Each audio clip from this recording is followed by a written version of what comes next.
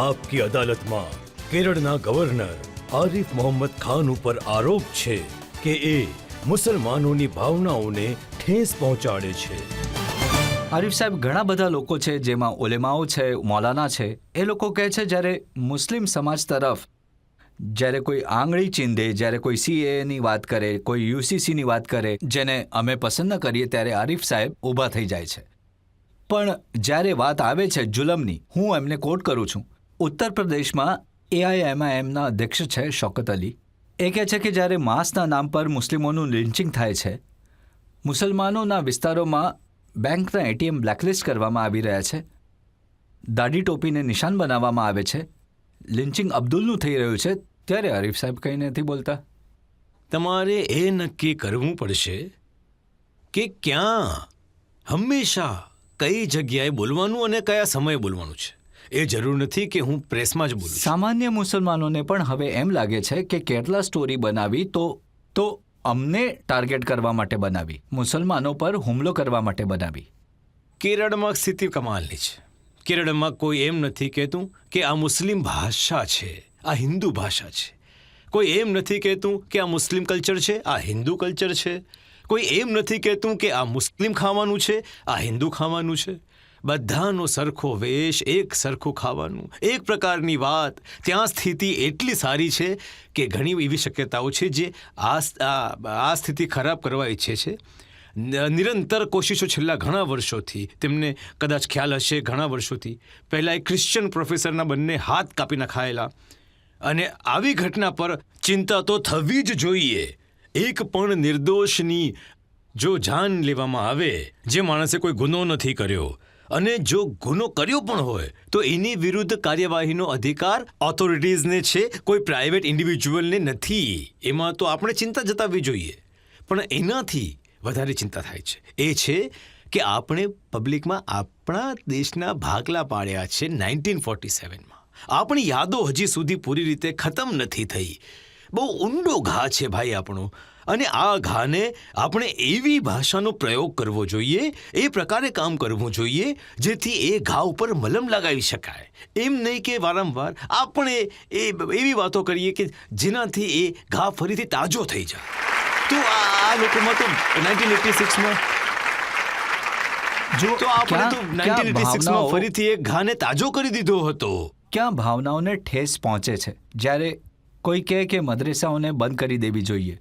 આસામમાં આવું થયું, મોટી સંખ્યામાં મદ્રેસાઓ બંધ કરી દેવામાં આવી. યુપીમાં કહેવાયું કે મદ્રેસાઓનો સર્વે કરવો જોઈએ. હું તમને કહું છું કે આખી દુનિયામાં બમે આરબ દેશોને ગણીને જેટલી મોટી મદ્રેસાઓ હિન્દુસ્તાનમાં છે, જેટલી મોટી મદ્રેસાઓ કોઈ બીજા અરબ દેશમાં પણ નથી. દેવબંધ છે, નાડવા છે, બરેલીમાં મદ્રસા છે. આટલા મોટા મદ્રસા મુસ્લિમ દેશોમાં પણ નથી. તમે જરા એ જગ્યાએ તમે આ મદ્રેસાઓને એકવાર કહો કે જરા એ જગ્યાએ તમારા એકમો સ્થાપો તો પરવાનગી મળશે? નહીં મળશે. હિન્દુસ્તાનમાં તો બધાને પૂરેપૂરી પરવાનગી છે. બસ એટલું જ છે કે તમે કાયદાની હદમાં રહીને તમારે જે કરવું હોય તે તમે કરી. ઓવૈસી સાહેબે એક વાત કહી. એમણે કહ્યું કે આ મદ્રેસાઓએ દેશની આઝાદીમાં મોટો રોલ પ્લે કર્યો છે, હિન્દુસ્તાનને આઝાદ કરાવ્યું. આજે એમને શંકાની નજરેથી જોવાય છે કે અહીંયા ડર અને આતંક ફેલાવવાનું ભણાવવામાં આવે છે. મને ખબર નથી કે કોણ એને જોવે છે, પણ એટલી મને જરૂર ખબર છે કે જે નામ, હું તો કોઈનું નામ લેતો નથી, પણ મને એટલી ખબર છે કે જેનું નામ તમે લઈ રહ્યા છો, જે સંસ્થા સાથેનો એમનો સંબંધ છે, આખો દેશ 15 ઓગસ્ટ 1947માં આઝાદ થયો હતો અને હૈદરાબાદને આઝાદ થવામાં બીજા 13 મહિના લાગ્યા. અને કોને કારણે? આ જ સંસ્થાને કારણે. અને આ સંસ્થાના જે ફાઉન્ડર હતા કાસિમ રિઝવી, જરા ઇતિહાસ વાંચી લો. એ 13 મહિનાઓમાં શું શું નથી બન્યું. અને લોકોએ તો ત્યાં સુધી લખ્યું છે કે જ્યારે ઓક્ટોબરમાં પોલીસ એક્શન થયું હતું તો જો કે આપણા ઘણા બધા મામલા રિપોર્ટ કરવામાં આવ્યા હતા, એક્શન જબરદસ્તી થયેલી, તો એના જસ્ટિફિકેશનમાં કોઈની આર્ગ્યુમેન્ટ આવી કે સાહેબ આ અમારી સેનાને કે પોલીસના લોકો જે હૈદરાબાદની બહાર હાજર હતા, ગવર્મેન્ટના આદેશની રાહ જોતા હતા, એ બધા તે 13 મહિનાઓ સુધી આ સમાચાર વાંચતા હતા. કે કયા પ્રકારે મહિલાઓ સાથે બળાત્કાર થયા, કયા પ્રકારે નિર્દોષ લોકોને મારી નાખવામાં આવ્યા, અને 13 મહિનામાં એમની અંદર ગુસ્સો ઉકળી રહ્યો હતો. આ બધી વાતો ઇતિહાસમાં લખેલી છે. આ બધા માટે કોણ જવાબદાર હતું? અને આજે એમને આઝાદીનો પાઠ ભણાવે છે, જેમને કારણે હૈદરાબાદની આઝાદી 13 મહિના સુધી ન થઈ શકી, જે તમે જાણો છો. આજકાલ હજી એક શબ્દની બહુ ચર્ચા થાય છે, એ છે લવ જિહાદ. હા, એના સંબંધમાં 1-2 રાજ્યોમાં કાયદા બનાવવામાં આવ્યા. હવે લોકો કહે છે કે જો છોકરો છોકરી એકબીજાને પ્રેમ કરતા હોય તો એ વાતથી શું ફરક પડે છે કે એ બંનેનો ધર્મ કયો છે? હું તમારી આ વાત સાથે પૂરેપૂરી રીતે સહમત છું. પ્રેમના મામલામાં કઈ વ્યક્તિ કઈ આસ્થા કયા ધર્મમાં છે એનાથી જરાય ફરક પડતો નથી. પણ એક સમસ્યા તો છે. જિહાદનો આ શબ્દ પોતે જ એમ કહું છું કે જે તમે કુરાન પ્રમાણે એની ભાષા પર જુઓ તો જિહાદ ફક્ત ત્યારે જ થઈ શકે છે જ્યારે તમને તમારી આસ્થાને કારણે તમારા ઉપર જુલમ કરવામાં આવે, ત્યારે પણ ન કરી શકો તમે. જ્યારે તમને તમારું ઘર છોડવા માટે મજબૂર કરવામાં આવે, અને એ વખતે પણ નહીં, પણ જ્યારે તમે એ વખતે ઘર છોડીને જતા રહો, તમે સ્થિતિમાં હો કે તમે જવાબ આપી શકો, એના માટે કુરાન કહે છે હુઝિના લિલ લઝીના યુકાતલૂના બિઅન્નહુમ ઝુલિમ. જેના ઉપર જુલમ કરવામાં આવ્યો છે એ લોકો લડાઈ કરી શકે છે. તમે નિર્દોષોને મારો, તમે એવા આંદોલન કરો જેમાં નિર્દોષોને મારવામાં આવશે, એને જિહાદનું નામ આપશો. અને કાશ્મીરમાં ઘરમાંથી કોને કાઢવામાં આવેલા? ભાઈ, ઘર છોડવા માટે કોને મજબૂર કરવામાં આવેલા? પંડિતોને. એમને હક છે. ત્યારે જ લોકોએ ઊભા થવું જોઈતું હતું. તમે જેટલા નામ લીધા એમાંથી કોઈ ઊભું થયું હતું એના માટે કે એમને કાશ્મીરમાંથી બેઘર કરવામાં આવે છે? કુરાન પ્રમાણે તો સૌથી મોટો ગુનો જેની વિરુદ્ધ આ માણસને પરવાનગી છે કે જે હથિયાર ઉઠાવી શકે છે, એ છે કે એની આસ્થાને કારણે એના પર જુલમ કરીને એને મજબૂર કરવો કે પોતાનું ઘર છોડીને જતો રહે. કાશ્મીરી પંડિતોને કયા આધારે ઘર છોડવા માટે મજબૂર કરવામાં આવ્યા હતા? એટલા માટે કારણ કે એમની આસ્થા અલગ હતી. કરવાવાળા કોણ હતા?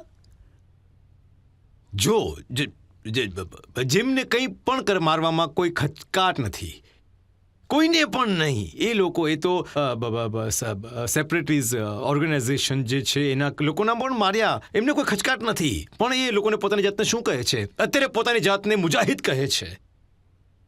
જ્યારે તમે હથિયારોને પોતાની જાતને મુજાહિદ કહેવાની પરવાનગી આપો તો જિહાદની જે કુરાનની ડેફિનેશન છે એ તમે ડિસ્ટ્રોય કરવાની પરવાનગી આપી દીધી છે. જ્યારે તમે પરવાનગી આપી તો પછી ક્યાંક બીજાએ કોઈએ પણ એનો ખોટો ઉપયોગ કરી લીધો હતો. જો તમે ત્યારે જ ઊભા થયા ગયા હોત અને એની વિરુદ્ધ બોલ્યા હોત તો કદાચ આ પરિસ્થિતિ ઊભી ન થઈ હોત. પણ આજના આ જમાનામાં ગૌ હત્યાના નામ પર જે લિન્ચિંગ થાય છે, કોઈને પણ એમ કહીને કે તમે ગાયને કાપવાના છો, એને મોબ લિન્ચ કરે અને મારી નાખે, આવી ઘટનાઓ તો જરૂર ઇમોશન પેદા કરે છે, ગુસ્સો હું અપાવે. તમને હું તમને સવાલ પૂછું છું. આ દેશની વસ્તી કેટલી છે? હવે તો 140 કરોડ થઈ. 140 કરોડ લોકોની લિન્ચિંગની કેટલી ઘટનાઓ છે? એટલે કે કન્ડેન નથી બોલવાનું, એમની જેટલી નિંદા કરો એટલી ઓછી છે. પણ કેટલી ઘટનાઓ છે 140 કરોડ વસ્તીના દેશમાં? હું અત્યારે તમારી સામે બેઠો છું અને ત્યાં જજ સાહેબ બેઠા છે. એ જીમિયાના વાઇસ ચાન્સલર છે. 1990માં અને એની પહેલા 4 અટેમ્પ્ટ થયા. 1990માં પ્રોફેસર મુશીર ઉલ હક સાહેબ, જે કાશ્મીર યુનિવર્સિટીના વાઇસ ચાન્સેલર હતા, એમની આતંકવાદીઓએ હત્યા કરી નાખી. હું એમના જનાઝામાં હાજરી આપવા ગયો હતો અને કબ્રસ્તાનમાં ઘૂસતા પહેલા મારા માથા પર લોખંડનો સળિયો મારવામાં આવેલો. અને તમને તો ખબર છે કે તમે મને ત્યાં જોવા આવેલા. ઓલ ઇન્ડિયા ઇન્સ્ટિટ્યૂટવાળાએ કહ્યું કે જો 10 મિનિટ લાવવામાં મોડું થયું હોત તો કંઈક બીજું જ બની ગયું હોત. તો જે લોકો હિંસાની સંસ્કૃતિને પ્રોત્સાહન આપે છે, આ ઘટનાઓના જવાબદાર એ લોકો નથી. જે રિએક્શન પેદા થાય છે એમના ભાષણોથી, એમના વર્તનથી, એ લોકો હિંસાની સંસ્કૃતિને પ્રોત્સાહન આપે છે કે નથી આપતા? હું તો ભોગી છું ભાઈ. હું કેવી રીતે એક પણ નિર્દોષ વ્યક્તિને જો મારવામાં આવશે એ પણ જો એ ગુનેગાર હશે તો પણ કોઈ પ્રાઇવેટ માણસને તો હક છે જ નહીં. માત્ર અને માત્ર સરકાર અને કાયદાને અધિકાર છે કાર્યવાહી કરવાનો.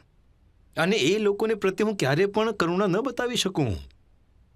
પણ શું અપરાધીઓ વિરુદ્ધ કાર્યવાહી થઈ કે નહીં એ સવાલ પૂછવાનો છે. હવે જે અપરાધીઓ સામે કાર્યવાહી થઈ, જે પણ લિન્ચિંગમાં સામેલ હતા એમના વિરુદ્ધ કાર્યવાહી થઈ હતી. એક પણ કેસ એવો નથી જેમાં કાર્યવાહી ન થઈ હોય. તો આમાં સવાલ એ ન હોઈ શકે કે લિન્ચિંગ થયું. સવાલ એ હોઈ શકે કે શું કોઈ લિન્ચિંગ કરવા વાળાને છોડી મૂકવામાં આવ્યું છે?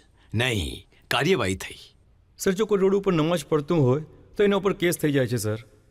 પણ જો કોઈ ટ્રેનમાં ભજન કીર્તન કરતું હોય તો એના પર કાર્યવાહી કેમ નથી થતી સર? તમારું શું કહેવું છે? મારું એવું માનવું છે કે એક સમય સુધી રોડ પર લોકો નમાઝ પડતા હતા અને મેં પણ પડી છે ગ્રીન પાર્ક મસ્જિદની બહાર જ. કારણ કે ઈદ અને બકરા ઈદના પ્રસંગે મસ્જિદમાં જગ્યા નથી હોતી. પણ આપણે એ વાત પણ નકારી ન શકીએ કે એનાથી પસારવાવાળા લોકોને ઇન્કન્વિનિયન્સી થાય છે. તો પછી એ રસ્તો એ કાઢવામાં આવ્યો કે એની પહેલાં કે વાંધા વચકા નીકળે એની પહેલાં જ રસ્તો કાઢવામાં આવ્યો કે એક વારને બદલે 2 વખત કે 3 વખત નમાઝ થઈ શકે છે. અને આ બંને વસ્તુઓને એક પબ્લિક પ્લેસ છે, ટ્રેનમાં કોઈ ભજન કરે છે તો ટ્રેનમાં માની લો કે એક ઇન્ડિવિજ્યુઅલ માણસ નમાઝ પડે. મેં કેટલા લોકોને નમાઝ પડતા જોયા છે. મેં તો એમ પણ જોયું છે કે લોકો નમાઝ પડે છે અને એના માટે નોન મુસ્લિમ લોકો હોય છે એ પોતાની જગ્યા ખાલી કરીને આપી દે છે. તમે ક્યારે તો નથી જોયું કે અમે પોતે જોયું છે મેં કે હું કોઈ બીજાને વાત નથી કરતો, મેં પોતે જોયું છે ટ્રેનમાં ઘણા બધા માણસો નમાઝ પડે છે. અને મને એ પણ ખબર છે કે આ દિલ્હીથી લગભગ 120 કિલોમીટરના અંતરે માર્કેટ છે, એક બહુ નાનકડું એક શહેર છે, માર્કેટ છે. માર્કેટની પાછળ મંદિર છે, મસ્જિદ થોડી દૂર છે. આઈ નો 100%, કારણ કે એ ટાઉનમાં મારા કેટલાક સગાવાળા રહે છે કે ત્યાં એ મુસલમાનોની દુકાનો છે. એ પાછળના દરવાજેથી મંદિરમાં જાય છે અને મંદિરનો એક ખૂણો પૂજારીએ સાફ કરીને રાખ્યો છે. એ ત્યાં જઈને નમાઝ પઢી લે છે.